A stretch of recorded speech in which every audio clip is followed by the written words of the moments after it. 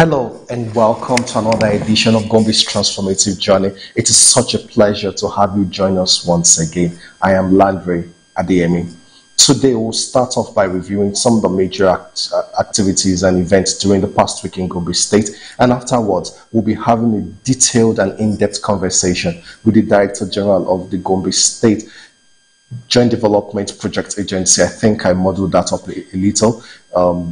Mohammed Yusuf will be sharing with us the achievements of this agency that is responsible for coordinating the projects between the local governments in Gombe and the state government. They're also doing a lot of things at the grassroots level. We'll be doing that and getting details of this when we come back from this short break. Stay tuned.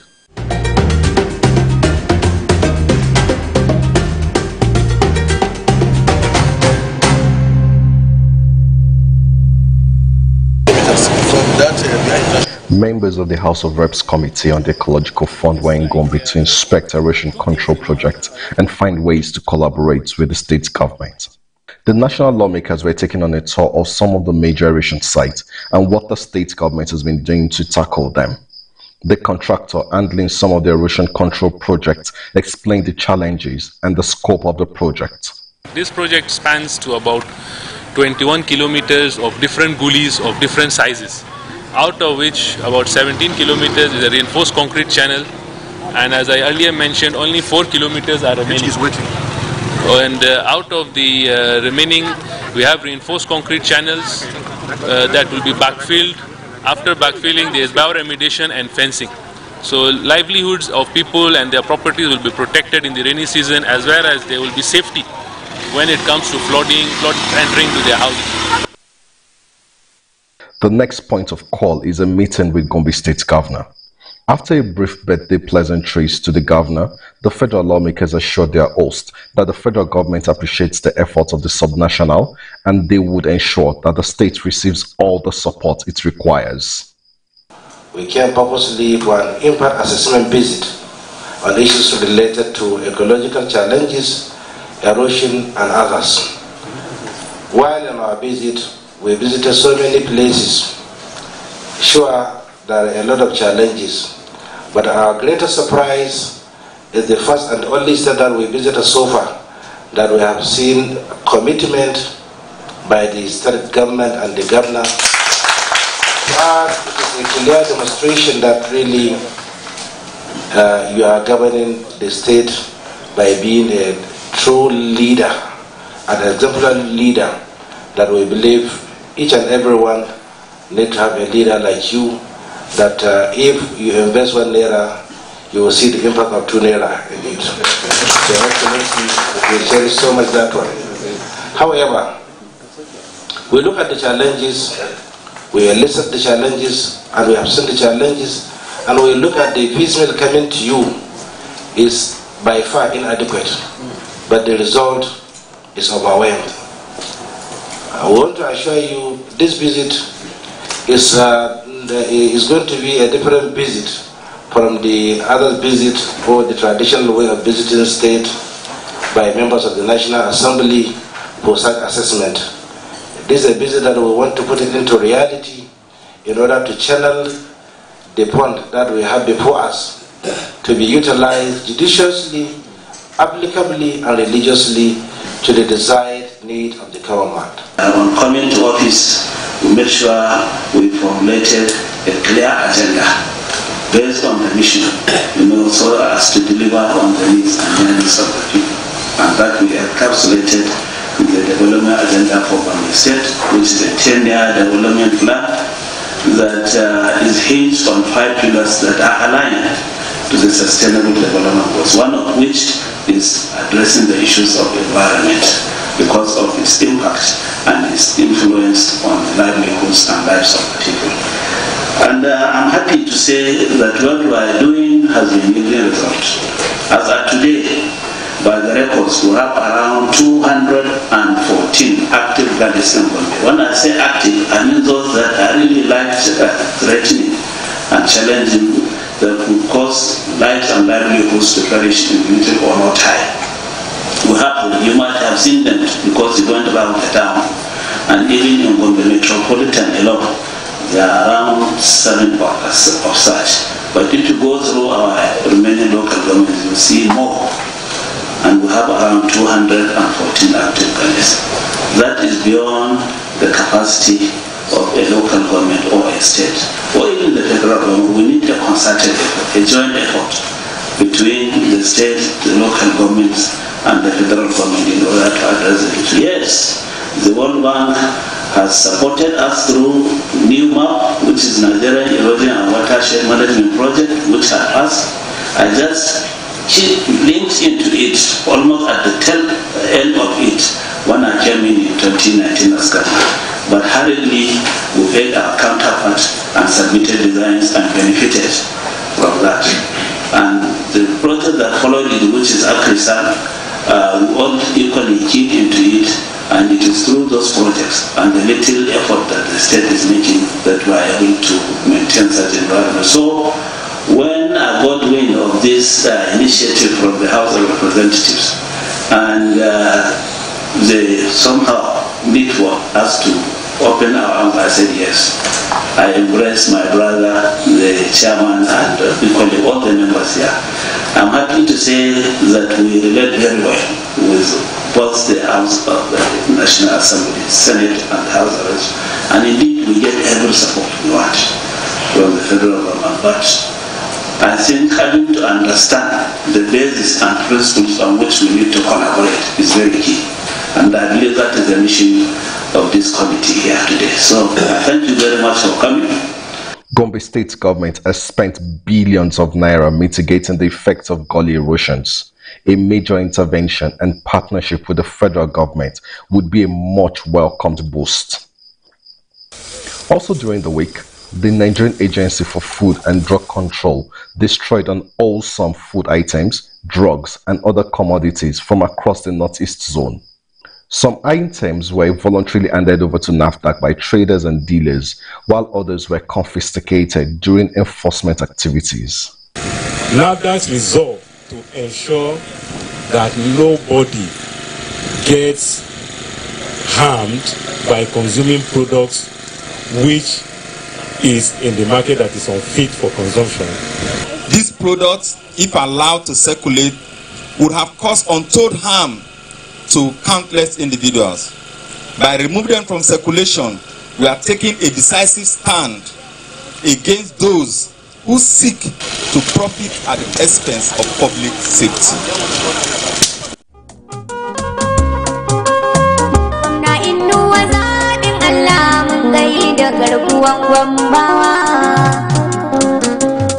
Kafin da mu samu bohal din nan muna zuwa kwari, rijiya, ɗiban ruwa, kuma gaskiya kafin mu je kudu in mun je ma sai mun dan sha wahala saboda he an tona idan ruwan ya bulbulo a kwashe mara kyau sai mu dan ibi mai kyau din. Gidajen mu a ce mu je gidajen mu kafin nan ana rashin ruwa sosai. Gaskiya da muka zo muka samu aka mana bohal din nan ya kawo sauki saboda ba ma shan wahala kamar na da. Gaskiya muna godiya. Yan Gombe rayuwa ta yi daɗi.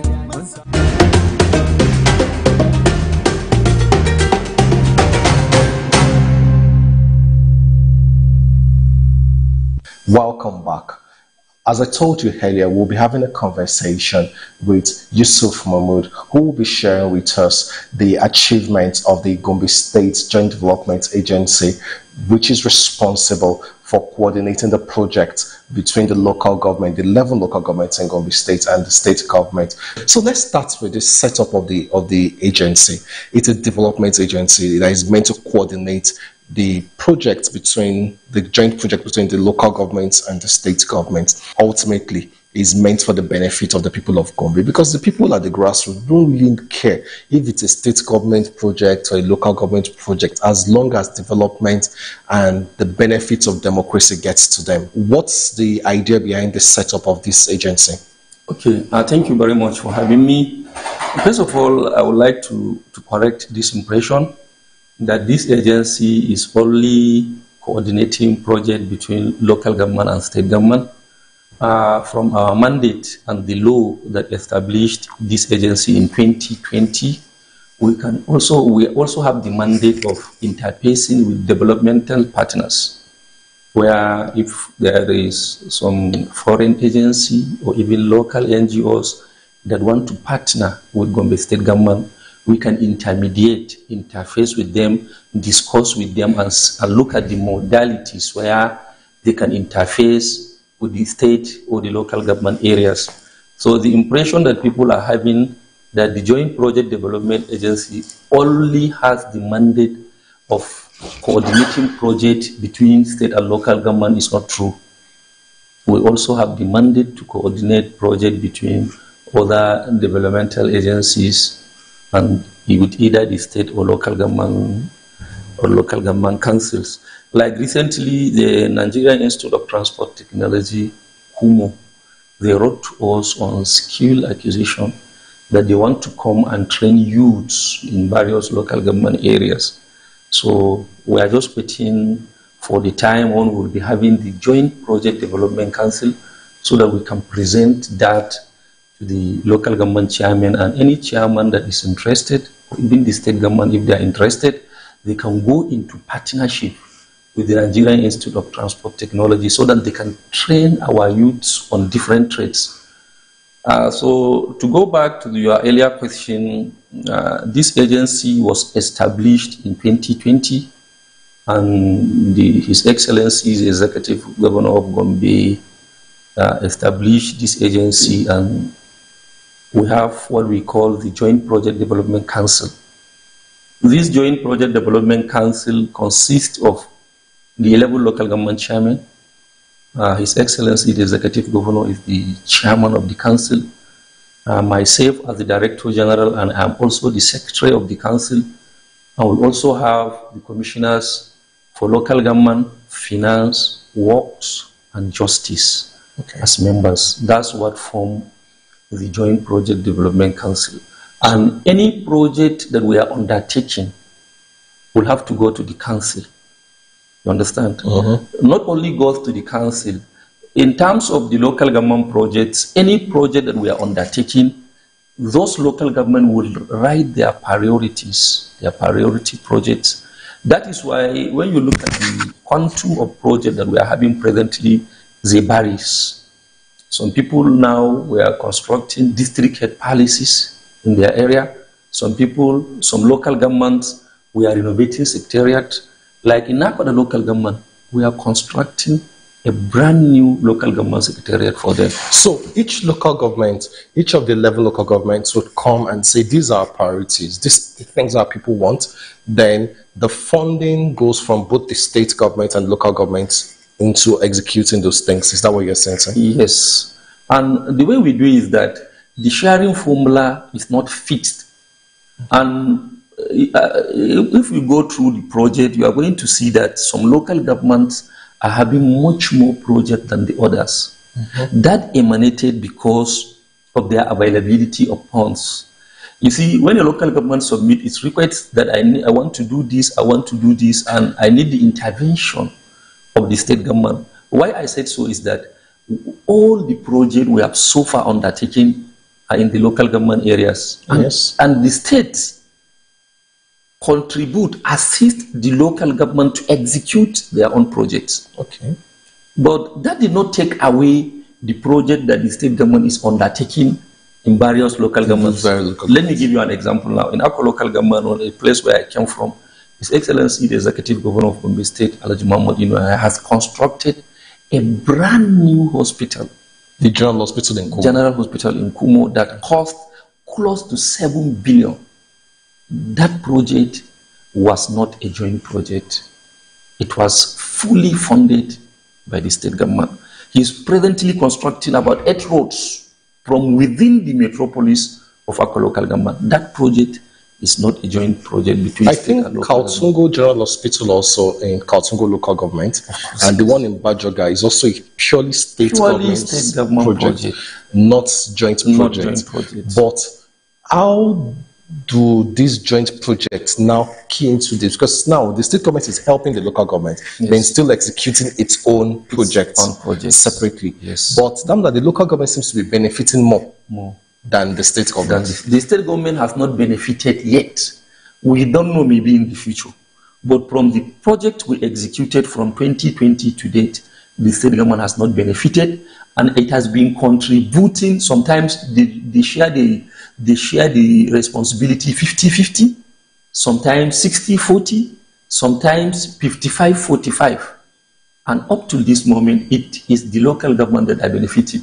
The reason why His Excellency, the Executive Governor of the state, established this agency and give the local government chairman the opportunity to present their request is that there are people at the grassroots whom maybe the state may not have the opportunity to reach out to them. And considering that the local government chairmen are more closer to the grassroots, they have their councillors. You know, each local government, they have their own councillors. So all those councillors are the council members of the executive chairman. They can go back to their grassroots and say, okay, what do we need? Do you need a borehole? What do you need? So they bring out their priority needs. And when we come during the joint project council meeting, they will present it. That this is what we want to do, and this is the money we feel we can contribute. Okay. So that we look at it, and the governor will now say, no, maybe at this point I can contribute 50%, okay. Or maybe at this point I can contribute 30%, or maybe at this point I can contribute 15%. But in all the projects we have executed so far, the state government has contributed in one way or the other, financially. Financially. Yes. So let's now go to specific projects. I know you spoke about Akko, where you come from. The Akko local government, the state government, has constructed about 8 roads within the metropolis of Kumo and in some other communities. I know that right now in Akko local government is also constructing roads in Tonfrey, because people tend to forget that Tonfrey is part of Akko local government. Yes. And it's about a 10 or 11 billion naira project road network with street lights and drainages and some other things. I know that so many things are happening in Akko, but can you tell us some of the specific joint projects of local governments in Akko? In Akko.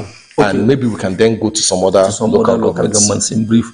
Like in Akko now, before His Excellency come on board, the Akko local government secretariat was a moribund structure. It's unbefitting for human use. But when he come in, he now say, okay, let us look at the way we can renovate or reconstruct some of these local government secretariat. And Akko local government proposed 2 major projects. One is the reconstruction of the local government secretariat, and the second one is the reconstruction of the Gwana Emir's Palace along the airport road. Yes, Gwana. So presently we are doing these 2 projects in Akko. If you go to Balanga, when they submitted their own request, their major problem now is electricity. Okay. It will surprise you to know that for over 10 years, the local government headquarters in Balanga, they don't have light. Wow. They don't have light. Talase doesn't have light for a very long period of time. So when we come on board, His Excellency sent me there, Mahmoud, go and make a holistic assessment of what it takes to bring light to these people. And let me tell you, Bagelengu, who is a major town, doesn't have light. Swa doesn't have light. Remy. So all those communities along that axis to Talase. They don't have light, and it was even the governor that constructed a road to them. Yes. But from Degiri, from Degiri to Futoki, to Kulani, down that axis, they have light, but all the poles around that area are faulty. Oh, okay. They were vandalized, most likely. They were vandalized, but half of the local government, they have light, but the other half doesn't have light. But even the half that has light, the connection was faulty. Okay. So we went there with experts. We examined the place, because in their submission, they say their main priority is to be connected to the national grid. And we are going to do that. Contract will soon be awarded for that purpose. So if you go to Kaltingo, they submitted their priority, which was the local government secretariat, who was blown off earlier this year during the beginning of the rainy season, and also a market. They don't have a standard market. We are reconstructing the 2 for them. If you go to Shongom, their local government secretariat got burnt off about 7 years ago, and it was not renovated or reconstructed. We have started work already. We have reached headquarters level. So if you come to Iliri, I believe you were here during that crisis. When the Cantoma market yes, it was burned down. and a lot of properties were also destroyed. His Excellency has now awarded contract for the reconstruction of that market to the Joint Project Development Agency. And also they have one grains market that is not fenced. He has also awarded contract for the fencing of the grains market and construction of a police outpost at Antawalam Police Station. And so also earlier this year, from their submission, there is one bridge that links Gada Uku to Sansani. It got washed out by rain. And earlier this year, the governor awarded contract for it, and he directed us immediately that this is an emergency project. I'm happy to inform you that this project has been completed for the past 3 months. Because it was completed around maybe June, July? June, July, yeah, because it was an emergency project. People from Sansani were cut off. They were cut off. They cannot come to Gada Uku and proceed to either Iliri or Kumu. So we took it as an emergency project and we completed it within 2 months. Yamal Tudeba, they submitted their own proposal, and part of their proposal is the reconstruction of the Yamal to Emir's Palace and the provision of solar street lights. So when we come to Kwame local government, when they brought in their proposal, their district head palaces are in shambles.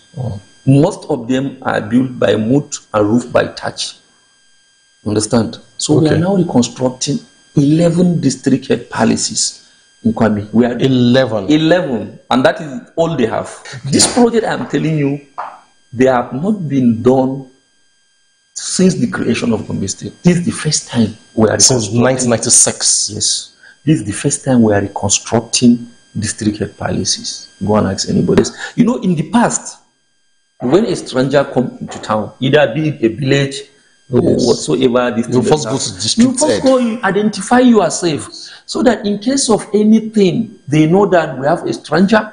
But it's no longer the case, because even the district heads, they no longer stay in their palaces for them to know who comes in and who goes out. So, and from the Gombe is one of the safest states you find in Nigeria. That is why we are #1 for 2 successive years in ease of doing business. And this street light now we are mounting, like in Kwame now, in all the wards we have installed solar street light in all the wards.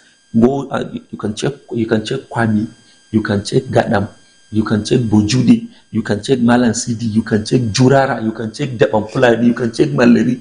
All these places we have installed enough street light to secure their lives, so that at least there would be. Some of these villages, they don't even have national grid.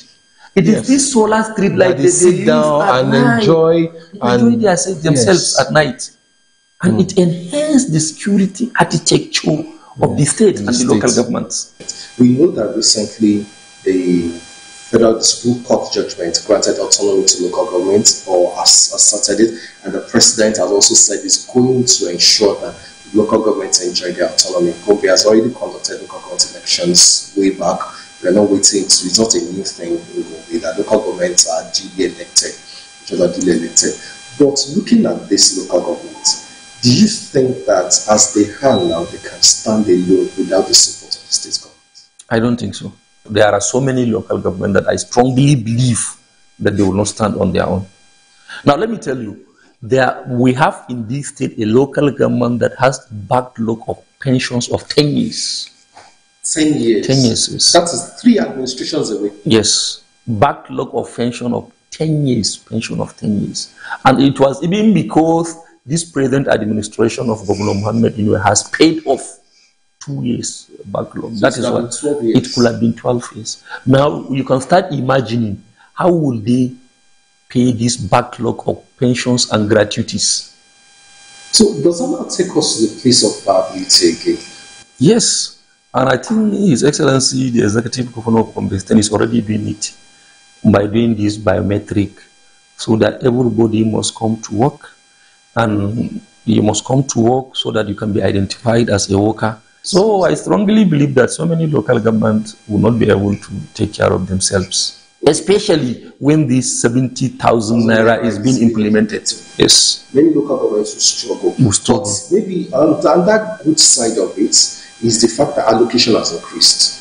since subsidy has been removed, some allocation to most states and local governments have significantly increased. It's a pleasure speaking with you, and it's always good to see technocrats, people with both the academic and intellectual capacity, and also have the on-ground experience to bring development to the people. And apparently, from what I'm hearing from people and what I've been hearing from people, you're doing a pretty good job. Thank you very much. And you've been executing the mandate of His Excellency, the Governor of Gombe State. Yes. And we hope to see some of these projects and achievements bringing meaningful impact or making meaningful impact to the people at the grassroots. So that's the much we can bring to you on this episode of Gombe's Transformative Journey. We've been speaking with the Director General of the Gombe State General Government Agency, architect, also builder, Mahmoud Yusuf. He's also a PhD holder and the Secretary of the Nigerian Institute of Building. Yes. Okay. So thank you for staying tuned and joining us on this episode of Gombe's Transformative Journey. Do join us again same time next week. But if you miss any of our episodes, you can watch it again on our social media platforms. I am Landry at the end.